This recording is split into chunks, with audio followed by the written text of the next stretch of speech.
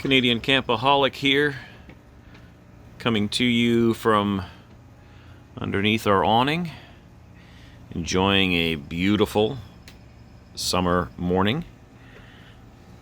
Looking out on my yard with our giant shop, and of course the dog and the camper. Just a quick update for you guys. We of course have moved now and no longer need to store the trailer in a storage facility.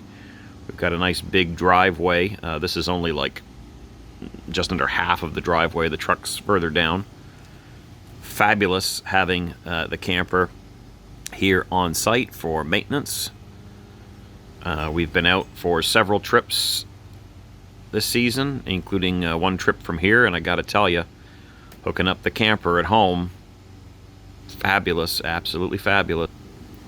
It was so much easier just loading everything into the camper and hooking up here versus, loading up the truck and having to drive over to a storage lot and then hook up the trailer and go that way. It was also a lot faster when we got to the campsite to have pretty much everything loaded in the camper and then just unload on site. Of course, when you load your camper, you've got to be very careful to evenly distribute the weight. Try to have a little more of the weight over the axles if you can, but try to make sure that you balance it nose to tail. You don't want too much weight in the back of the trailer, but you also don't want too much weight on the nose. So you got to be careful with how you load your trailers. In a second, I'll go over to the trailer and show you just a couple little maintenance things that I did here recently, but that's another advantage, of course, to moving to a house with a nice driveway. Is of course being able to do maintenance, so being able to wash it here, clean the awning, check the seals. The new Lodestar tires that I installed are running great. I'm still checking the torque specs on the lug nuts before and after each trip just to make sure everything's good there, keeping the pressure right where it needs to be. We've got another trip coming up very soon. We've been going to Point Farms a lot this year, which is one particular provincial park. Just with the gypsy moth situation being so bad elsewhere, we've stuck with that location. But I think my wife is starting to get fed up with going to the same spot over and over again. Different sites, but same park. So looking forward to going to Pinery Provincial Park coming up in August. The moths will be around, but the caterpillar situation should be more than finished. But yeah, let's head over to the trailer and tell you what I've been doing to keep it maintained. So like I said, having the camper here in the driveway's been great. The only issue we've run into, you see that I've plugged it into shore power, plugged it into the house. Don't have a battery quick disconnect on this particular camper. And at the storage lot, I would always unhook the negative terminal on the battery to stop it running down. I tend to forget here. And of course, with the carbon monoxide detector and the radio, that eventually eats away at the battery. So if it's going to sit here for prolonged periods, more than say a week, then I tend to plug it in.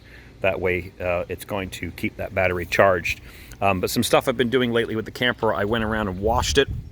So I bought a special black streak remover because all of your seals around your windows on this type of a camper will leave black streaks down the aluminum. So there's a special cleaner you use to get the black streaks off. I can already see a couple of spots where I didn't quite get it 100%. Once I did that, then I use a really nice wash and wax for RVs.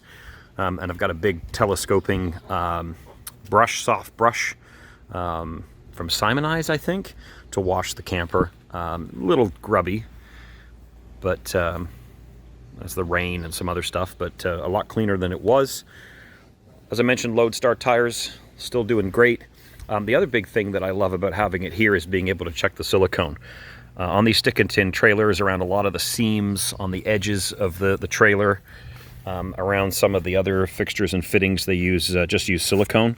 And of course, over time, with the cold of winter and the heat of summer, this stuff starts to crack.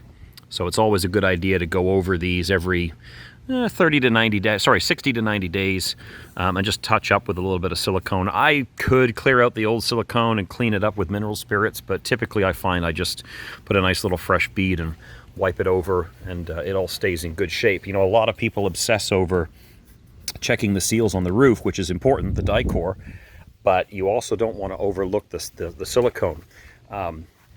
Case in point, we started to get some leaks on this and it was actually leaking up there on the seams between the front panels on the camper, not on the sides.